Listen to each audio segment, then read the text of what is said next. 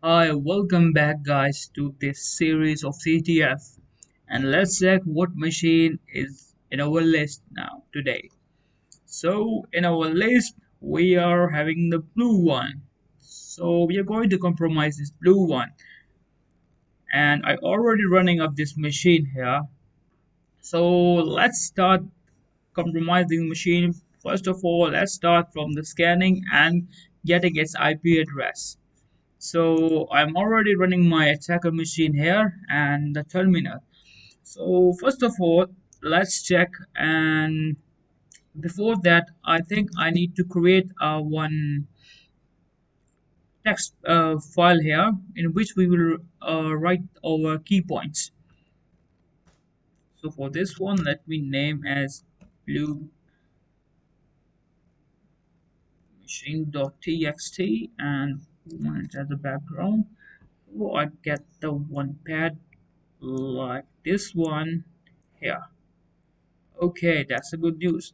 So let's go to the pseudo privileges, and yes, and start from the checking the IP address. So first of all, let's run our ARP scan and check whether we get the result or not. Okay, this is my system, and this is the BCG system check. This one, this could be over with the machine. So to get the pattern understanding, let me check and go with the nmap scan minus PR with ARP scan and send for no port scan, and yes, my network, and let's check what test machines result we can get through this one. So okay, that's good news. It's getting something, and here I'm actually running the virtual Oracle VirtualBox, so that's why it is giving me this one here also. And yes, the IP address is 1.38, as I said. This one and this one 138. Control Q. See, and yes, clear this one, and let's record the IP. So our victim IP is 1.38, and now it's time to start from the scanning one. So for this I'm going to use this nmap again, and for this one I'm going to scan the whole thing script. Even if I don't go with the script, I will go with the first of all port scan. Let's check what ports it is running. So all ports 192.168 or 1.38, and let's check what are the ports or the open ports these machines have.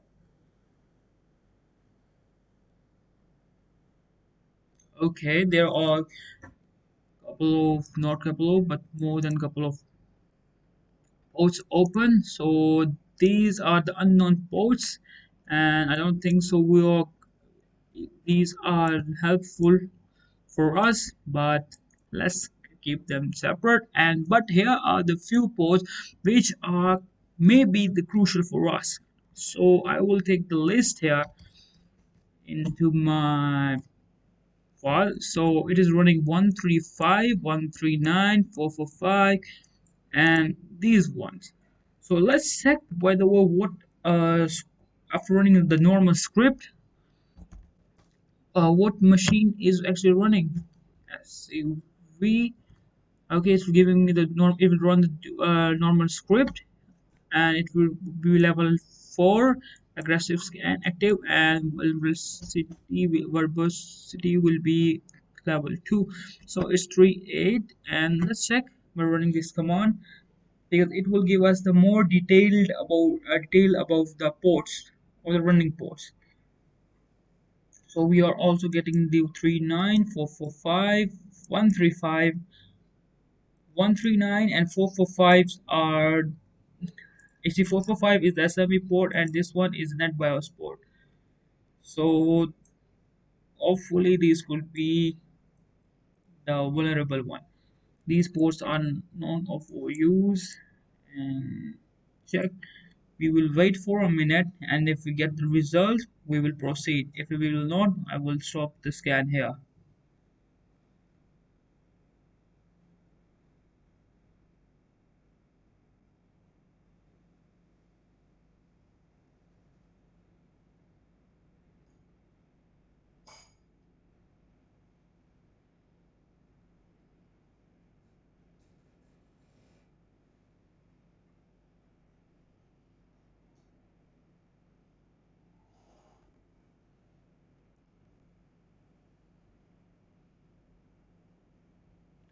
Okay, our web scan has been completed now.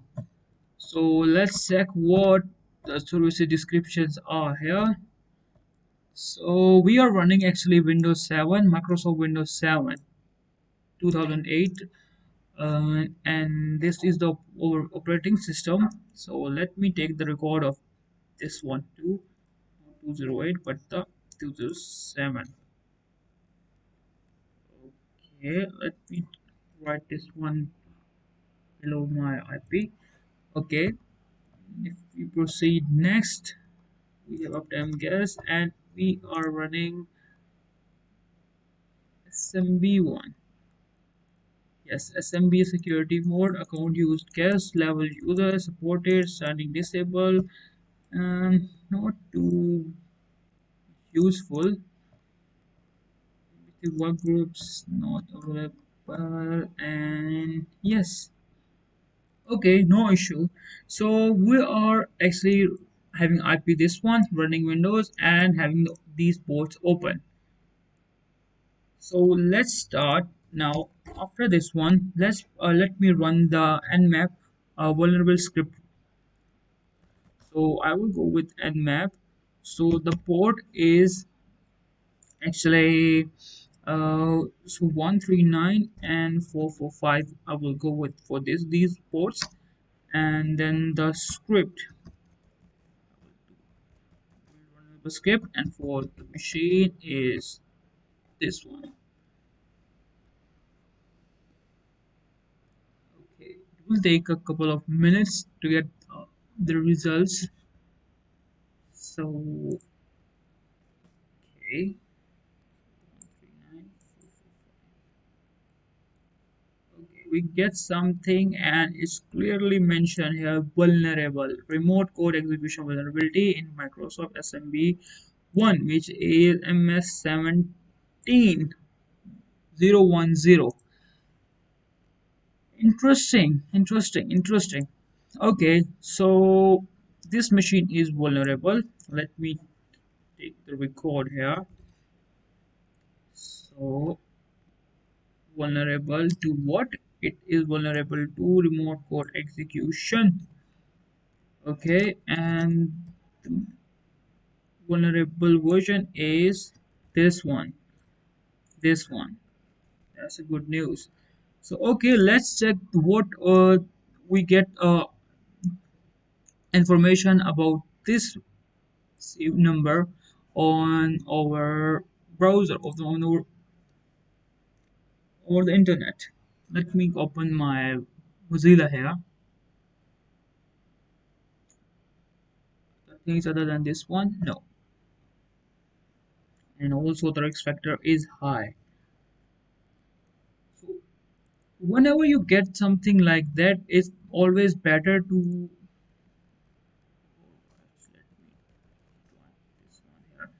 check first of all in your own system for this one. Let me clear the screen, and there is one option which is available from Metasploit itself, and let me check by mentioning this here.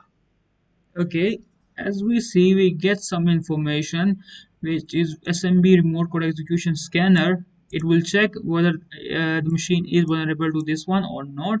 And then there is an EternalBlue SMB code execution. This is the Windows remote. This is the Python script. So we can achieve this by using the Python script remote code execution. So basically, these are exploits. This is also one of the exploit, and this is to identify either is uh, vulnerable to SMB EternalBlue or not. Okay, so one thing is confirmed. This is known as EternalBlue. So blue. Okay, okay. What result we get out of this? This is the Rapid 7. Metasploit is by Rapid 7. So let's first of all directly go on Rapid 7 and check what they are mentioning or information giving to us. EternalBlue SMB port. SMB is actually server message block. It's actually a protocol which is used to transfer files or the share files over the network. So Windows 7 is back in 2017 or 1819 in one of this year. Is actually get the WannaCry and was actually vulnerable to this one. So, okay, here are the few mentioning commands to get the victim shell actually. So I will use these commands to get the shell and we'll check either it's possible from our system or not. So for this one, I first of all need to open my MSF console. So let's go back to our terminal and right here console.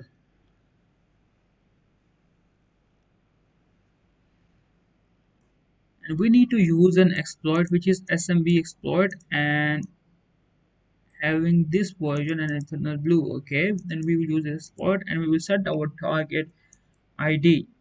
And after setting the target ID, we will set the options as it said, and we will exploit, and it will give us the privilege shell. Okay, let's see. Okay,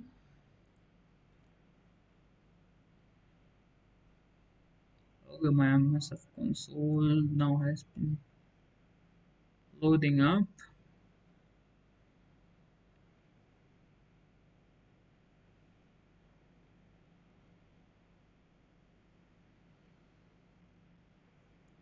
So let me copy this one here. Control C. I don't know why it's taking while to one. Okay, finally it started up. Okay, clear. Okay, first of all, let's search our friend this one. Okay, here are a couple of things available. One, two, three, four, five different things. And this is EternalBlue remote Windows kernel. This is Eternal Romance. Eternal. This is not our need, and this is also not our need. And this is SMB remote for execution detection. It's a detection.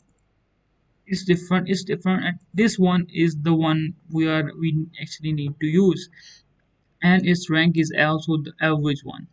So let's start. I will go with the use 0 after it. By tapping this command, it will all or it will automatically select this one. So use 0. Okay, the payload has not been set by the default, but the default one is Windows this and reverse TCP. Okay, that's no the problem. And uh, targets, the show targets. Okay, it will automatically detect the target, but our target is actually Windows 7. So I will go with the use one. Okay, again if I will type show options, it is wait, set target one, target set to one. Now if I type options, where the PowerShell is being set it up. Let me show targets. Wait a minute, did I set target to 0 again? clear the screen and type the options here. Did my machine is running? Yes, machine is running. So if I type now again, show targets should give me the one. Okay, no issue. Clear. Again, go for the option. Let's set the option first of all. So what we are having here, we are using exploit Windows SMB, and this is we are actually shifting to PS execution exploit. We don't need to go for this one actually. We need to go for, let me exit.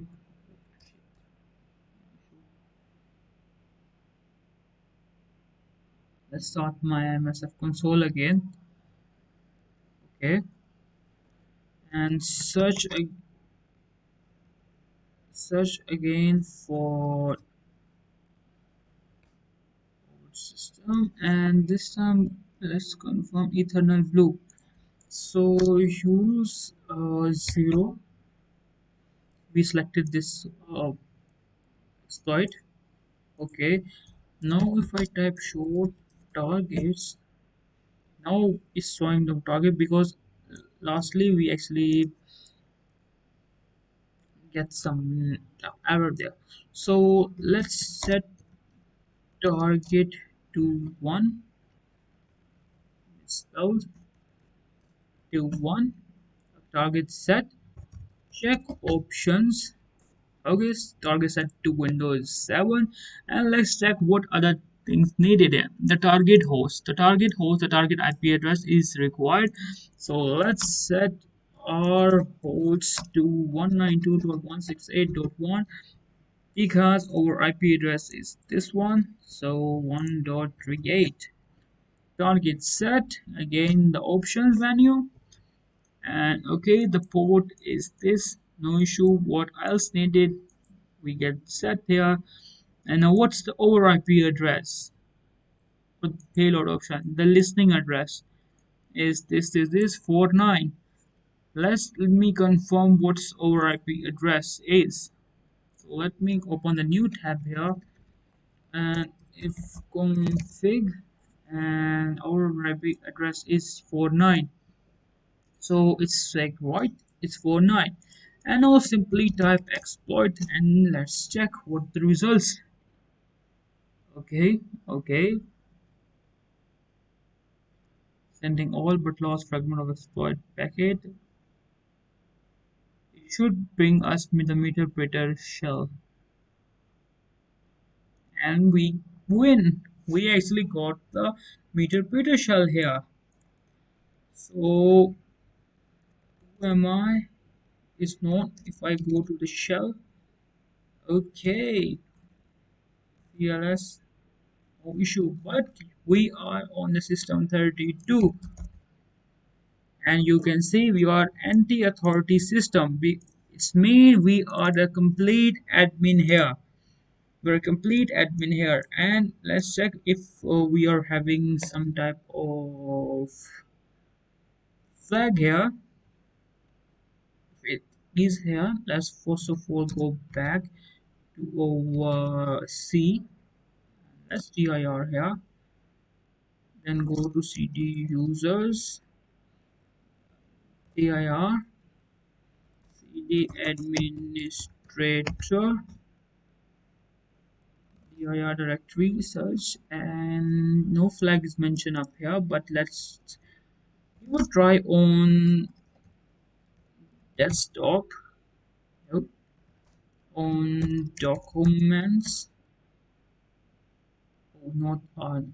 Don't need to go in the directory, but dir. No. So we check the documents. Desktop done. Document done. Downloads. Let's check downloads. Okay. No issue. No flag is mentioned up here, but That's how we are able to exploit it. So how we are actually go in this part, we actually find out the IP address. After the IP address, we check the what the uh, or we get the from enumeration. We actually get what the OS it is running, what ports it has open. After that, after getting the ports open, we actually did a simple vulnerable script run on using the nmap on these ports. And after those ports we get to the result that yes, this these ports or the services running on this machine are vulnerable to remote code execution. After getting the CVE code, we actually search about that code on our browser or in the over the internet, and we get to our Rapid 7 description, where they were mentioning how we can get or how can we exploit this vulnerability. And using those vulnerability details, we actually get to a victim shell, which is a complete administrative shell net authority system 32 or the system. So this is all from this video. Hope you guys learned something well, and best of luck for you now, because it's now your try. I will upload this machine to our website and you can get the machine from there.